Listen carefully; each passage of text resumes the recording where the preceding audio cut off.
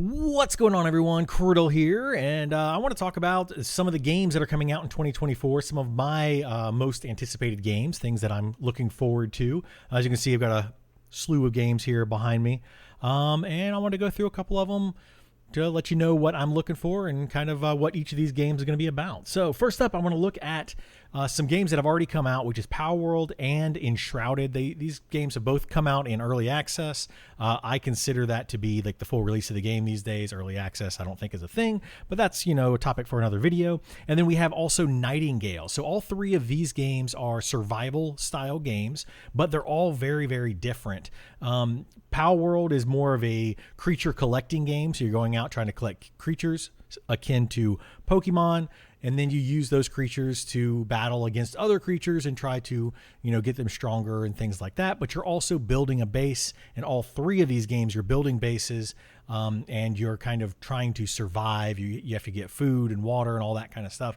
So they're all very, very similar to each other. Enshrouded is more of your high fantasy style survival game, where you're going to go out and you're going to fight with swords and shields and magic and that kind of thing. And then Nightingale, last but not least, is more set in the, I believe, late 19th century. So you're going to be using things like muskets and those kind of things, but ultimately you're still going to be doing the same overall thing, which is going to be building your base and surviving out in the wild and discovering what kind of crazy things are out there for you to discover.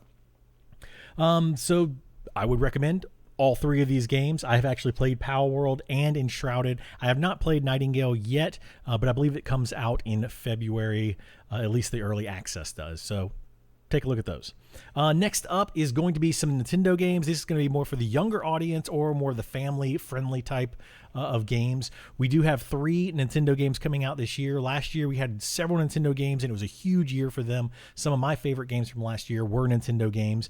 And first up on this list, we have Paper Mario Thousand Year Door. This is going to be a remake, and I'm excited to see what they do with it, but I'm also a little bit nervous because I feel like the Super Mario remake was just a remake. They didn't really do anything new and innovative with it, and I was really hoping that we would see a lot of new features, and kind of modernize that game. I'm a little afraid that Paper Mario Thousand Year Door is going to be the same thing, so keeping my eye on it for now, but I'm not going to get my hopes up.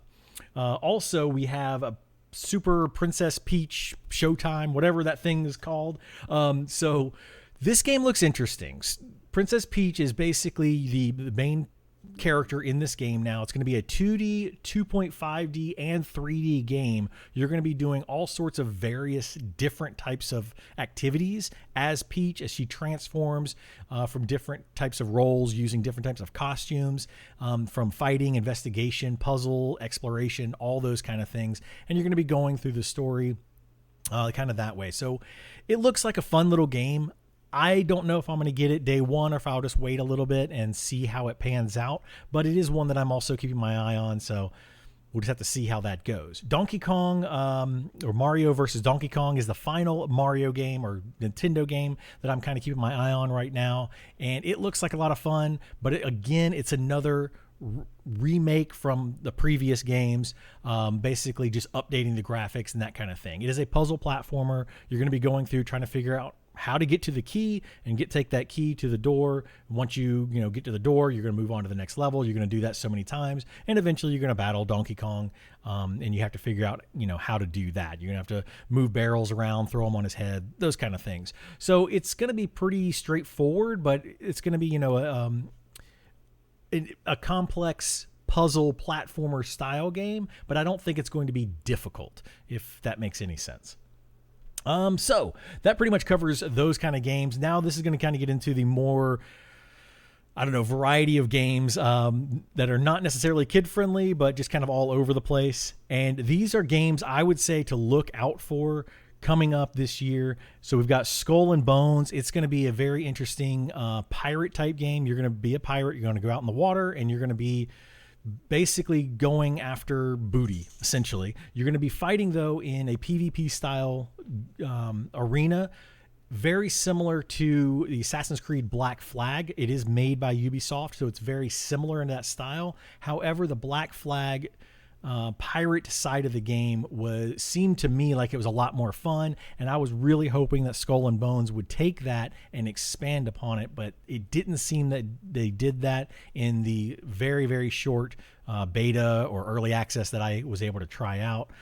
So I'm going to keep my eye on this game. It does look interesting, and I just hope that they add a little bit more to it. Next up, we have Banishers.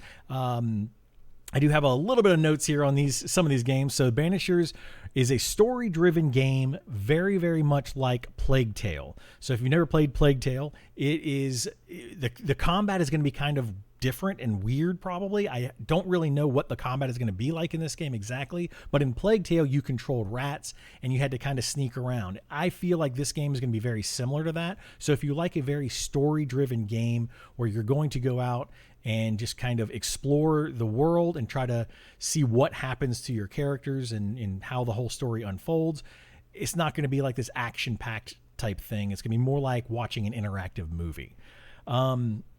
Next up, we have Last Epoch. This is getting a lot of really good reviews. It came out in early access last year. It's very similar to like a Diablo or Path of Exile style game. You're going to be, a top-down view. It does have 5 classes, I believe, starting out. Each of them have 3 different skill trees you can choose from. So it's very much just an action RPG where you're going to be able to jump in with some friends and slaughter a bunch of enemies.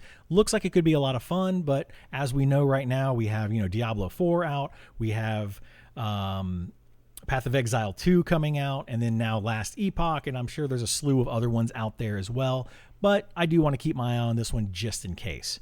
Stalkers 2 is a first-person shooter single-player game. I'm keeping my eye on it. However, I'm not a big fan of first-person shooters, but this one does look very interesting. It's kind of like taking a Resident Evil, horror game and then mixing it with a Call of Duty first-person shooter, so it's going to have a lot more action than your standard Resident Evil game, but it's going to be kind of creepy and that kind of thing. So I'm keeping my eye on this one. Stalkers, the original game, did really, really well. It was a phenomenal game, and this one hopefully will live up to that hype. Metaphor ReFantazio.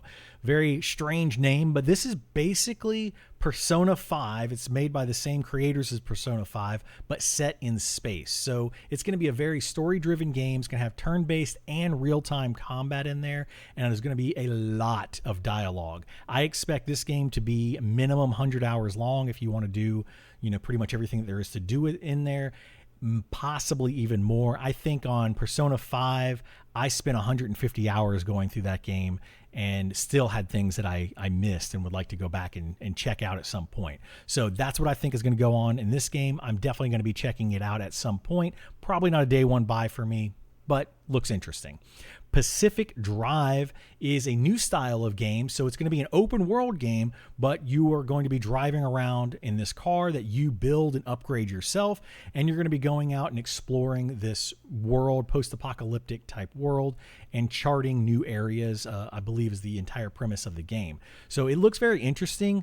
I don't think I've ever seen an open world game where they're like, hey, you're going to get in a vehicle and ride around. Most of those open world style games are explore, on foot and do various types of things that way. So this is going to be an interesting take on how that's going to work. Dragon's Dogma, the one directly behind me, which you can't really see very well, but Dragon's Dogma 2 is definitely my style of game. It's going to be a third-person RPG game with, swords, magic, shields, that kind of thing. Very similar to a Skyrim style or an Elder Scrolls kind of game. Looks really, really good. Obviously, this is the second one in the series of Dragon's Dogma, and the original game did very, very well, and I'm hoping that this one also lives up to the hype, very similar to Stalkers 2. Alone in the Dark. They're finally bringing this game back. The original game came out in like 1992, I believe. I remember playing it when I was very, very young, and I loved the game. I'm a very big fan of the survival horror, Resident Evil type of stuff, and I absolutely fell in love with Alone in the Dark back then.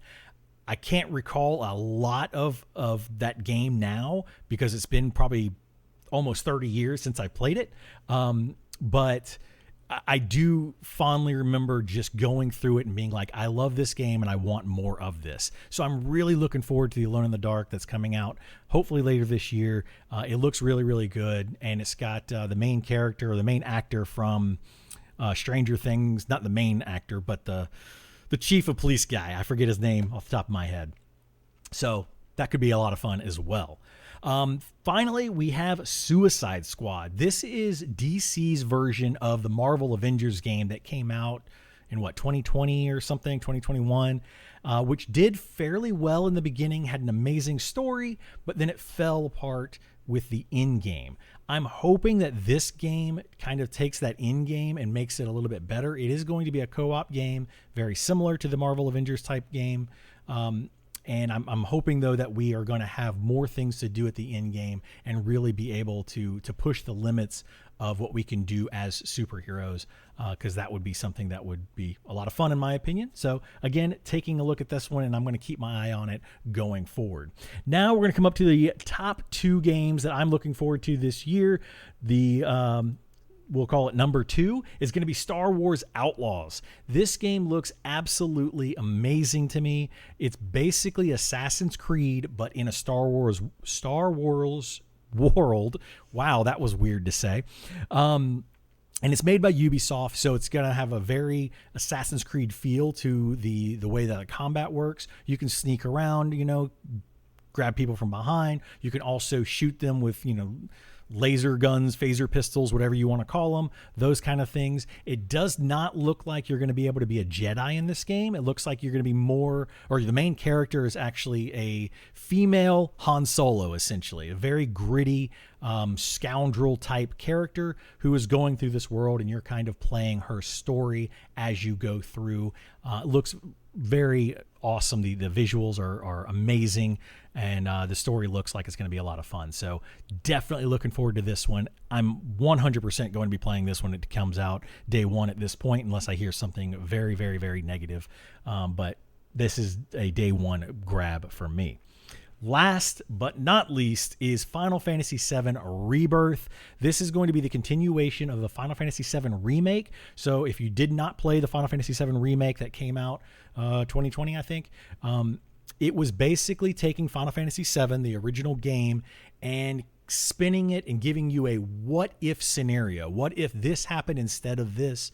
That kind of thing. What if, Sephiroth did something different than he actually did in the game? I don't want to spoil it for you. If you have not played that, definitely go back and play it. And then there's also a DLC called Final Fantasy VII Intergrade, which is, I believe, a PS5 only DLC. So you can get the original game, Final Fantasy VII Remake, on PS4 or PS5, but then the Intergrade is PS5 only, if I'm remember correctly. So this is going to be a continuation of that story.